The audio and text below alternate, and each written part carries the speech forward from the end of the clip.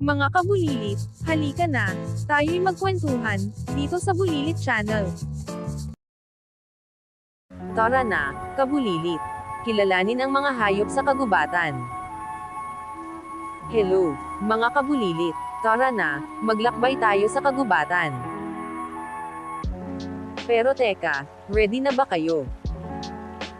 Aba, siguraduhin nyo munang hawak nyo ang inyong imahinasyon dahil pupunta tayo sa isang mahiwagang lugar.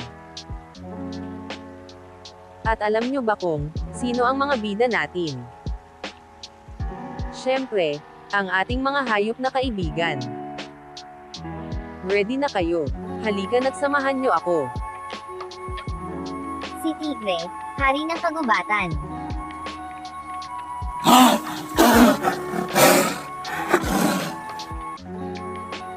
Naku, sino yun? Ang lakas ng ungol. Siya si Tigre, ang hari ng kagubatan. Ang gaganda ng mga guhit niya, di ba? Pero dahan-dahan lang tayo, kabulilit, dahil malakas at mabilis siya. Alam nyo ba na kayang tumalon ni Tigre ng hanggang 5 metro? Wow, parang dalawang palapag na gusali. Ang lakas talaga ng kanyang binti. Kaya kung si Tigre ang makikita nyo, respeto natin siya at hayaan siyang maging hari ng kanyang kaharian. Mga kabulilit, ang dami na nating natutunan, no? Pero teka, uhaw na ba kayo sa kaalaman? Huwag kayong aalis, dahil marami pa tayong haharapin na hayop sa ating paglalakbay. Ang talinong kahanga-hanga ni Unggoy. Tingnan mo, nandyan si Unggoy. Aba, parang mirror selfie lang siya, oh. Alam nyo ba na kaya niyang makilala ang sarili niya sa salamin? Hindi lahat ng hayop kaya iyon. Si Unggoy, talagang matalino. Ang kanyang talino ay tanda ng mataas na antas ng kakayahan sa pag-iisip. Ang unggoy ay hindi lang masayahin, kundi maabilidad din. Nako, gusto ko tuloy sumali sa kanyang mga laro. Ang pinagkaisang langgam. Aba, tingnan nyo, ang mga langgam. Kahit maliliit lang sila, ang lakas ng kanilang samahan.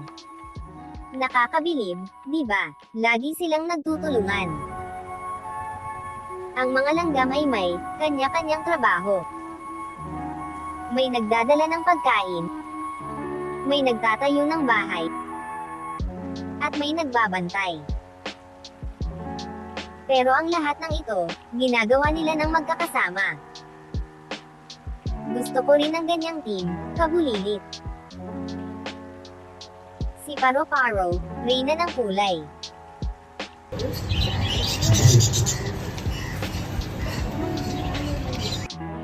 Wow, ang ganda-ganda niya.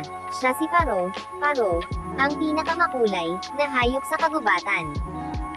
Nakikita niyo ba kung paano siya lumilipad mula bulaklak hanggang bulaklak?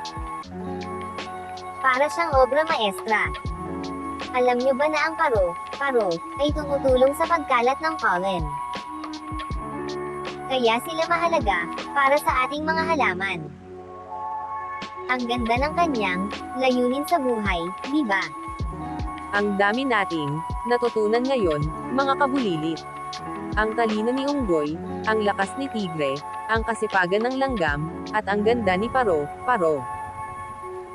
Lahat sila ay may natatanging katangian. Kaya tandaan, pahalagahan natin ang ating mga hayop, dahil sila ang nagdadala ng saya at aral sa ating mundo. Kayo, kabulilit, anong hayop ang pinakapaborito nyo? Bakit? Maraming salamat sa panunood. Huwag kalimutang mag-subscribe, like and share, at i-click ang notification bell para hindi mo ma-miss ang mga susunod na kwento.